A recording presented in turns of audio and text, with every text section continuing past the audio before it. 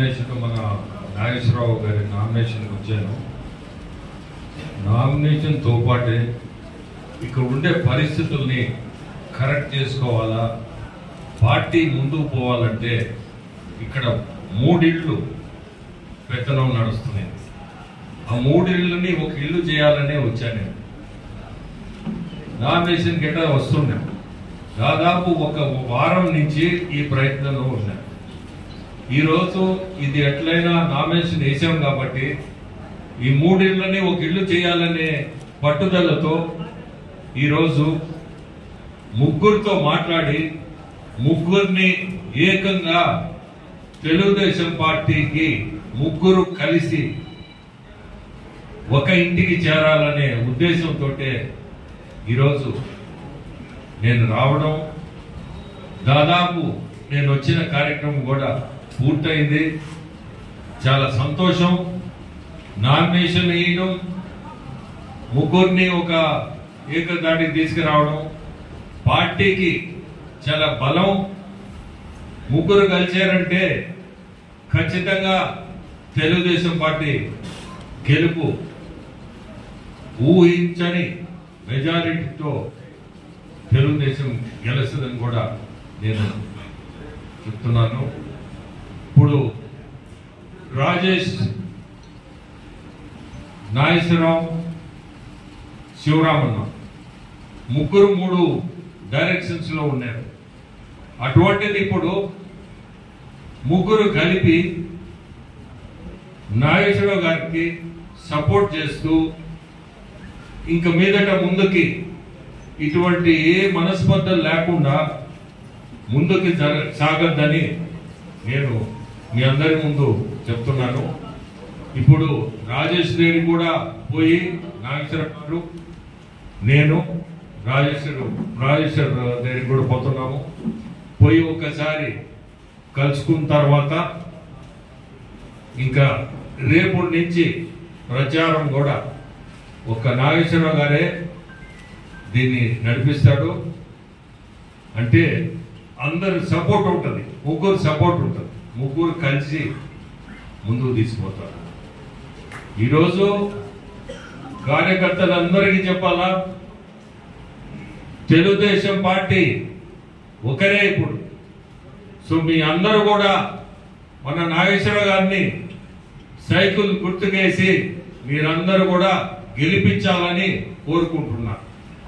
మనస్పర్ధలు అనేది ఈ రోజుతోటే క్లియర్ అయింది.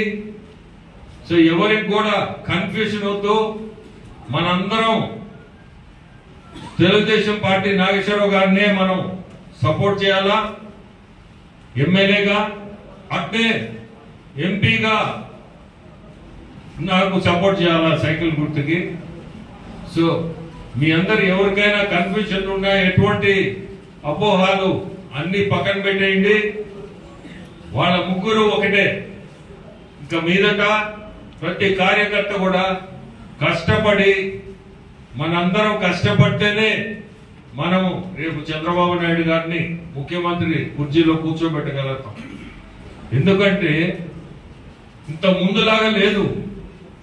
ఓటర్లు కూడా మనం ప్రతి ఇంటికి పోయి, స్పెషల్లీ వీకర్ సెక్షన్స్ వాళ్ళందరినీ మనం పర్సనల్ గా కలిసి చాలా ఇబ్బందులు పడుతున్నారు. ఆ ఇబ్బందులు తెలుసుకొని మనం రేపు ఆ ఇబ్బందుల్ని మనం అభివృద్ధి రూపంలో దాన్ని మనం తీర్చిదిద్దాలా. అది జరగాలంటే మనం చంద్రబాబు నాయుడు గారిని ఆ కుర్చీలో కూర్చోబెట్టాలా. మనం ఈరోజు ఎన్డీఏలో భాగస్థులం. ఈ కూటమి వల్ల మనకి ఆర్థిక ఇబ్బందులు లేకుండా మనకి ఢిల్లీ నుంచి సపోర్ట్ ఉంటుంది.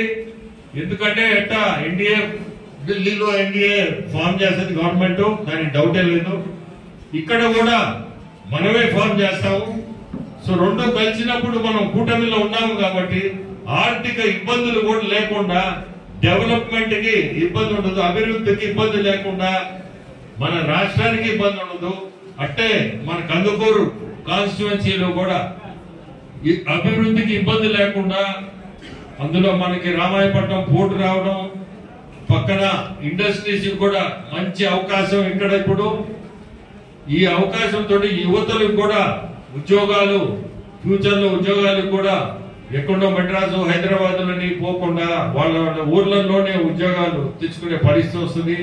ఇప్పుడు చంద్రబాబు నాయుడు గారు చెప్పినట్టు దాదాపు 4 లక్షల ఉద్యోగాలు ప్రతి సంవత్సరం చెప్పున్నాడు. సో ఇవన్నీ కూడా మనం తెలుగుదేశం పార్టీని గెలిపిస్తేనే ఇవన్నీ జరిగేది. సో మీ అందరూ మళ్ళీ చెప్తున్నా, మనం ఈ పార్టీని గెలిపించే బాధ్యత మీ అందరు తీసుకొని తప్పకుండా గెలిపించాలా. ఈరోజు మీకు నాగేశ్వరరావు గారే మీ కంటెస్టెంట్ ఎమ్మెల్యే, అతన్ని తప్పకుండా గెలిపియాలా.